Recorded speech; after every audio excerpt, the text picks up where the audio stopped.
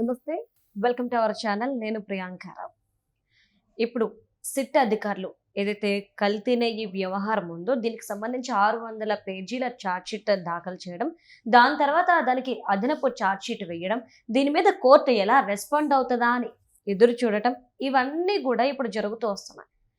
కానీ అసలు ఇది వైసీపీ వాళ్ళు చేసిన కల్తీ నెయ్యి వ్యవహారమే కాదు. అంటే ఈ తప్పు వైసీపీ వాళ్ళకి ఎలాంటి సంబంధం లేదు. ముఖ్యంగా జగన్మోహన్ రెడ్డి గారికి, ఆ తర్వాత వైవి సుబ్బారెడ్డి గారికి, ఆ తర్వాత కరుణాకర్ గారికి, ఎవరికి కూడా దీంతో సంబంధం లేదు. వీరంతా ఎందుకు ఈ నిబంధనలు మార్చాల్సి వచ్చింది అంటే ఇది బీజేపీ వాళ్ళు చెప్పడం వల్లే వీళ్ళు చేశారు అని వాళ్ళ మీదకి నెట్టి చేతులు దులుపుకునే ప్రయత్నం ఈరోజు వైసీపీ వాళ్ళు చేస్తున్నారు. ఇది నేను అంటున్న మాట కాదు, స్వయంగా భూమన కరుణాకర్ రెడ్డి గారు అన్న మాట. ఒక్కసారి నేను మీకు వినిపిస్తాను, వినండి. మీరు చెప్పినటువంటి విలేకరుల సమావేశంలో మేము నిబంధనల్ని సడలించినందువలన ఈ రకమైనటువంటిదంతా జరిగింది అనేటువంటి మాటలు చెబుతున్నారు. దానికి మళ్ళీ చెబుతున్నా, ఈ నిబంధనలు కేంద్ర ప్రభుత్వం యొక్క విధానాలను అనుసరించి స్టార్టప్ కంపెనీలను ఆంధ్ర, కర్ణాటక, తమిళనాడు, తెలంగాణ ప్రాంతాలలో ఉన్నటువంటి కొత్తగా వస్తున్న పాల ఉత్పత్తిదారులను అంటే ఎంటర్ప్రినర్స్ ని ఎంకరేజ్ చేయాలన్నటువంటి ఉద్దేశంతో ఏర్పాటు చేశారే తప్ప ఏ రకమైన మీరు చెప్పినటువంటి విన్నారు కదా, స్వయంగా భూమన గారు చెప్పిన మాటలు. అంటే నిజంగా బీజేపీ ప్రభుత్వం ఇలా తప్పు చేసేవాళ్ళంటే లేని నెయ్యిని రసాయనాలతో సృష్టించే వాళ్ళకి కాంట్రాక్ట్ ఇవ్వమని బీజేపీ చెప్పిందా? లేదు అంటే బీజేపీ పెట్టిన నిబంధనలు కానీ బీజేపీ చెప్పిన మాటలను కానీ వీళ్ళకి అనుకూలంగా మార్చుకున్నారా? తప్పు ఎక్కడ జరిగింది, ఎవరు చేశారు? ఈ ప్రశ్నలు ఈరోజు ప్రతి ఒక్కరూ సంధించాల్సిన అవసరం ఉంది. మరి ఈరోజు దీని గురించి మనం డిస్కస్ చేద్దాం. మనతో మాట్లాడడానికి ప్రముఖ పొలిటికల్ అనలిస్ట్ డివి శ్రీనివాస్ గారు ఉన్నారు. ఆయన అడిగి తెలుసుకుందాం. నమస్కారం సార్. నమస్తే సార్, భూమన గారి మాటలు మీరు వినే ఉంటారు. అంటే నాకు అర్థం కానిది ఏంటి అంటే, ఫస్ట్ బీజేపీ ఇలా ఎవరైతే లేనిది సృష్టించి రసాయనాలతో ప్రజలకి హాని కలిగిస్తారో, హిందూ మనోభావాల్ని దెబ్బతీసే విధంగా ప్రవర్తిస్తారో వాళ్ళకి కాంట్రాక్టులు ఇవ్వండి అని బీజేపీ చెప్పిందా? లేదా బీజేపీ ఏవైతే నిబంధనలు పెట్టిందో వాటిని వీళ్ళకి అనుకూలంగా మార్చుకొని ఈ రోజు మొత్తం బీజేపీ మీదకి నెట్టేసి వీళ్ళు చేతులు దులుపుకునే ప్రయత్నం వీళ్ళు చేస్తున్నారా? ఏది ఇందులో జరుగుతుంది? ఈరోజు జగన్మోహన్ రెడ్డి గుంటూరు అంబటి రాంబాబు పరామర్శకి వెళ్ళబోయే ముందు 1 గంట సేపు ఫోన్లో మాట్లాడు. అంటే భూమన కరుణాకర్ రెడ్డికి ఫోన్ చేసి తలంటి పోసాడా? దీనిపైనేనా? ఓకే. అంటే ఇప్పుడు అమిత్ షా మరి లేకపోతే మోడీ ఫైర్ అయ్యారా? అంటే వీళ్ళు చేసినటువంటి ఈ అరాచకం ఏది, ఈ మహాపాపం, దీన్ని బీజేపీ నెట్టి తప్పించుకునే ప్రయత్నమా? భూమన కరుణాకర్ రెడ్డి మాట్లాడిన దాని ప్రకారం కేంద్ర ప్రభుత్వమే ఈ నిబంధనలను మార్చమని చెప్పిందని, ఏదో కొత్త పాల ఉత్పత్తిదారుల సంస్థలని ప్రోత్సహించమందని ఆంధ్రప్రదేశ్, తెలంగాణ, తమిళనాడులో, అందుకే మేము ఆ డైరీలను ప్రోత్సహించామని. అంటే ఇప్పుడు బీజేపీ మరి ఇది 250 కోట్ల టర్న్ ఓవర్ 150 కోట్లకి తగ్గించమని చెప్పిందా? 4 లక్షల ఆవులు ఉండాలి డైరీకి అనే నిబంధన ఎత్తేయమని చెప్పిందా? ఇప్పుడు ఇక్కడ కొనమని చెబితే మరి మీరు ఉత్తరాఖండ్ దగ్గర ఎందుకు కొన్నారు? ఉత్తరాఖండ్లో భోలేబాబా డైరీ ఏంటి? ఇక్కడికి మరి ఉత్తరప్రదేశ్లో మాల్గంగా డైరీ ఏంటి? అంటే ఇక్కడ భూమన కరుణాకర్ రెడ్డి చాలా తెలివిగలాడు. అతనే ఈ మొత్తానికి అసలు ప్రధాన సూత్రధారి. ఏది, నెయ్యి కల్తీ చెయ్యొచ్చు అన్న ఆలోచన చేసిందే చెవిరెడ్డి, భూమన. వీళ్ళని ప్రత్యేక ఆహ్వానితులుగా కమిటీలో చేర్చారు. కొనుగోలు కమిటీలో వీళ్ళని ప్రత్యేక ఆహ్వానితులుగా చేర్చడంలో జరిగినటువంటి కుట్ర. ఆ రోజు సుబ్బారెడ్డి చైర్మన్గా. గతంలో తెలుగుదేశం ప్రభుత్వం పెట్టింది ఈ నిబంధనలన్నీ. ఇప్పుడు మనం చెప్పినవి 4 లక్షల ఆవులు ఉండాలి, 250 కోట్ల టర్న్ ఓవర్ ఉండాలి, అంటే నందిని డైరీ, సహకార డైరీలు, కోఆపరేటివ్ సెక్టార్లో ఉండే డైరీల నుంచి కొనాల, వాటిని ప్రోత్సహించమని కేంద్రం చెబితే ఇతను దాన్ని ఎలా మసిబూసి మారేడుకాయ చేశాడు ఇక్కడే తెలుస్తుంది. అసలు మీరు కొన్నది నెయ్యి కాదు కదా. జగన్మోహన్ రెడ్డి ప్రెస్ మీట్ పెట్టేమన్నాడు, ఆవు ఆవు ఇటు అండర్ ఫీడింగ్లో ఉన్నప్పుడు మరి వచ్చేటటువంటి పాలల్లో ఉన్నటువంటి నెయ్యిలో ఈ విధమైనవి ఉన్నాయి అంటాడు. అసలు ఆవే లేదు, పాలే లేవు, నెయ్యి తయారు చేశారు. ఆవు లేకుండా, పాలు రాకుండా నెయ్యి ఎలా తయారు చేశారు? 58 లక్షల కిలోల పామాయిల్ని కొన్నారు. పామాయిల్ దానిలో కెమికల్ ఏజెంట్లు కలిపారు, దానిలో కలరింగ్ ఏజెంట్లు కలిపారు. ఆ సుగంధ అనే వాడి దగ్గర తెప్పించి, వాడు మలేషియా నుంచి తెచ్చి, అంటే నెయ్యి ఇప్పుడు గతంలో కూడా అదే కదా, డిస్టిలరీల యజమానులను పిలిపించి కమిషన్ డిమాండ్ చేశారు.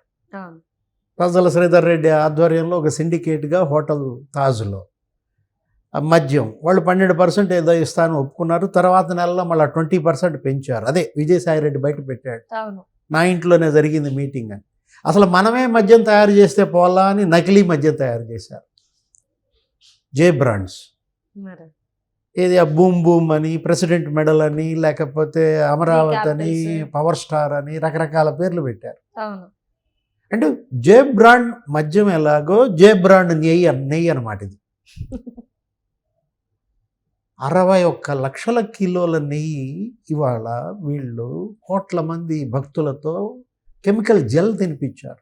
అదేంటి అసలు అందులో వాడింది ఏదో ఏంటది LABSA అనే కెమికల్ సార్, బాత్రూమ్ క్లీన్ చేసుకునే కెమికల్ నేమ్ అది, LABSA.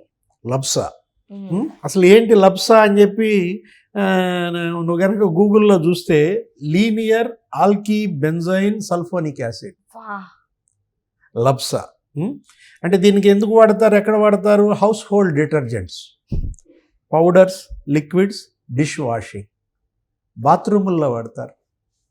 దీన్ని 8,900 కిలోలు కొన్నారు. ఎందుకు? ఆ పామాయిల్ లేకపోతే అవన్నీ వాసనలు తెలియకుండా ఉండటం కోసం. దీంతో తయారు చేసినటువంటి నెయ్యి ఆ ఎల్లో కలర్ రాలేదని చెప్పి ఇంకో కెమికల్ కలిపారు. అంటే సార్ ఇన్నాళ్ళు, అంటే వైసీపీ హయాంలో ఉన్నప్పుడు నేను 3 సార్లు తిరుపతి వెళ్ళాను. ఇన్ని రోజులు మేము తిన్న లడ్డు ఏంటి అంటే బాత్రూమ్ క్లీన్ చేసుకునే కెమికల్తో తయారు చేసిన లడ్డూని మేము తిన్నాం. మాతో పాటు అయోధ్య రామ మందిరానికి 1,00,000 లడ్డూలు పంపించారు. అంటే సుప్రీంకోర్టు కూడా అదే ఫైర్ అయింది. ఏది జంతు కొవ్వు అనే అంశం ఇక్కడ ప్రస్తావనకు వచ్చినప్పుడు వద్దు, దాని గురించి పదే చర్చించొద్దని ముఖ్యమంత్రి గారిని కూడా ఆపింది. అవును, ఈరోజు ఇవాళ ఇచ్చినటువంటి ఛార్జ్ షీట్లో కూడా అది లేదు అని వీళ్ళు అనవసరంగా పెద్ద ఏదో క్లీన్ చిట్ ఇచ్చిందని. NDTVలో ఇది జరిగింది సార్, ఒక డిస్కషన్ నడుస్తున్నప్పుడు వైసీపీ అంటున్నారు అసలు జంతు కొవ్వుకి సంబంధించిన ఎలాంటి సాక్ష్యాలు లేవని చెప్పేసి అండర్లైన్ చేసుకోండి, ఇక్కడ సిట్ ఇచ్చింది, నోటీస్ ఇచ్చింది అని చెప్పేసి అంటున్నారు. అదే NDTV యాంకర్ ఒక క్వశ్చన్ అడిగారు, అక్కడ నెయ్యి కూడా లేదు కదా అసలు అని. అందరూ సైలెంట్ అయ్యారు. అంటే లేని నెయ్యిలో జంతువుల కొవ్వు లేదని ఎలా చెప్తారు సార్ వీళ్ళు? అంటే వీళ్ళు చేసిన గోల్మాల్ మామూలు గోల్మాల్ కాదు, అసలు ట్యాంకర్లే లేవు. ఇప్పుడు ట్యాంకర్ తిరిగినట్టుగా ఏది వైష్ణవి డైరీ నుంచి దుండిగల్లో AR డైరీకి బిల్లులు రాసుకున్నారు, బిల్లులు ప్రొడ్యూస్ చేశారు. చివరికి ఆ టోల్ ప్లాజాల్లో చూస్తే ఇప్పుడు ఒక ట్యాంకర్ ఉంది, నీకు ఆ ట్యాంకర్ నంబర్ చెప్తా, AP26C TC 4779. ఈ ట్యాంకరు మొత్తం ఇక్కడెక్కడ ఈ పునబాకలో ఉన్నటువంటి ఆ వైష్ణవి డైరీ నుంచి దుండిగల్లో ఉన్నటువంటి AR డైరీకి వెళ్ళిందని, స్పష్టంగా తిరిగిందని, తీసుకొచ్చిందని రాసుకున్నారు, రికార్డుల్లో చూపించారు. వరుసనే ఆ టోల్ ప్లాజాల్లో చూస్తే Pudi toll plaza, Vadamalapeta toll plaza, లేకపోతే ఆ వనగారం టోల్ ప్లాజా, ఎక్కడ ఈ ట్యాంకర్ రికార్డ్ అవ్వదు. అంటే గోల్మాల్ ఏ స్థాయిలో జరిగింది. ఇప్పుడు అసలు ఆ PA చిన్నప్పన్ అనేవాడు మా PA కాదు, VPR PA అన్నారు.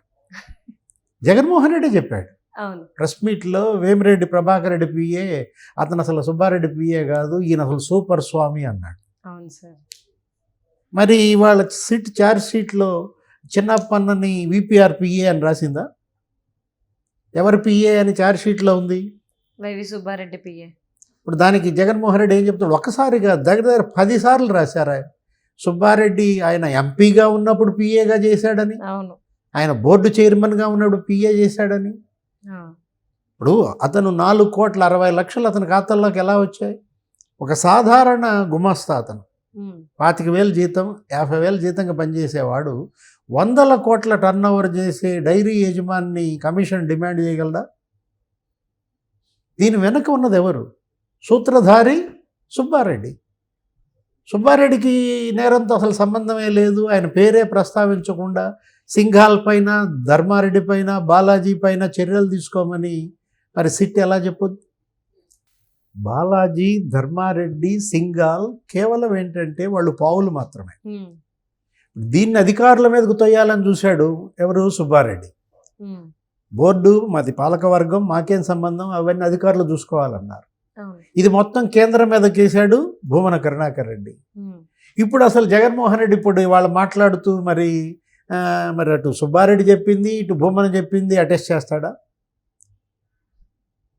ఎంత నేరం కాదు ఇది, మహాపాపమైనటువంటి పరిస్థితుల్లో దీనిపైన భక్తులందరూ కన్నెర చేస్తున్నారు, పీఠాధిపతులందరూ మండిపడుతున్నారు. ఇప్పుడు ఏ రకంగా చిన్నప్పన్న 13 ప్లాట్లు కొన్నాడు? ఎక్కడి నుండి సార్ ఆ డబ్బు? ఒక పిఏకి అంత వస్తుందా? అంటే ఇప్పుడు ఆ బ్యాంకు ఖాతాలు సుబ్బారెడ్డి ఎందుకు ఇవ్వలేదు? యాక్సిస్ బ్యాంక్ ఖాతాలు ఆయన అయ్యి, ఆయన భార్య అయ్యి అడిగితే సిట్ మళ్ళీ దానిపైన కోర్టుకి ఎందుకు వెళ్ళాడు? ఇప్పుడు రాష్ట్ర ప్రభుత్వం ఇప్పుడు విచారణ కమిటీని వేసింది, కమిషనర్ ఆఫ్ ఎంక్వైరీస్కి ఆదేశించింది. ఎక్కడన్నా ఈ లోపభూయిష్టమైనటువంటి వాటిపైన ఇంకా సరైన దర్యాప్తు చేయమని. అంటే సిట్ పంపిన నివేదికకు స్పందించి సింఘాల్ పైన వేటేసింది. మరి బాలాజీ పైన, ధర్మారెడ్డి పైన రేపు మాపో మరి చర్యలు తీసుకుంటారు.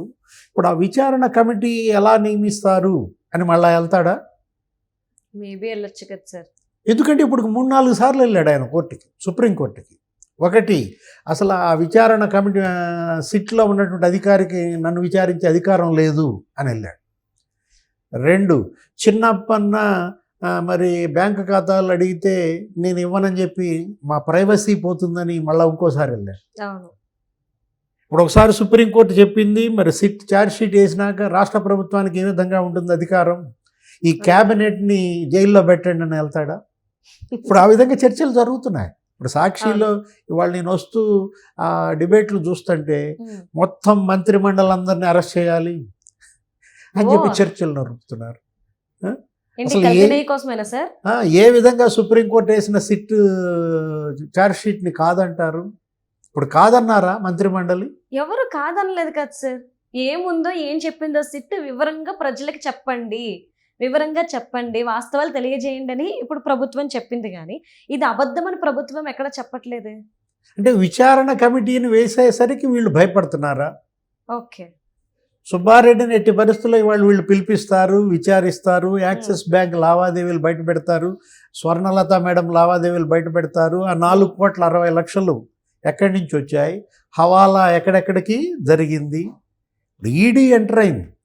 రేపు పొద్దున ఎన్ఫోర్స్మెంట్ డైరెక్టరేట్ దగ్గరికి అటెండ్ అవ్వాలి సుబ్బారెడ్డి, లేకపోతే వీళ్ళందరూ కూడా, భూమన కరుణాకర్ రెడ్డి. దీన్నేదో పార్థసారథి పైకి, ప్రశాంతి మేడం పైకి తోసి వాళ్ళు కూడా కొనుగోలు కమిటీ సభ్యులే, వాళ్ళు కూడా మరి బాధ్యత వహించాలని మళ్ళా అటు ఒక డ్రామా ఆడతారు. ఇప్పుడు పార్థసారథి ఏమని చెప్పాడు? స్పష్టంగా చెప్పాడు, అసలు మేము లేకుండానే వాళ్ళని ప్రత్యేక ఆహ్వానితులుగా వాళ్ళిద్దరినీ పిలిపించి, చెవిరెడ్డి భాస్కర్ రెడ్డి, నెక్స్ట్ భూమన కరుణాకర్ రెడ్డి, సుబ్బారెడ్డి, ఈ ముగ్గురు చేసిన మంత్రాంగం ఇది అని స్పష్టంగా చెప్పినప్పుడు దీనిపైన లోతైన దర్యాప్తు జరిపించాలి. అందుకే విచారణ కమిషన్ వేసింది. విచారణ కమిషన్ మరి రేపొద్దున చర్యలు ఏ విధంగా ఉంటాయో అన్ని చూడాలి. Thank you so much sir. నమస్తే.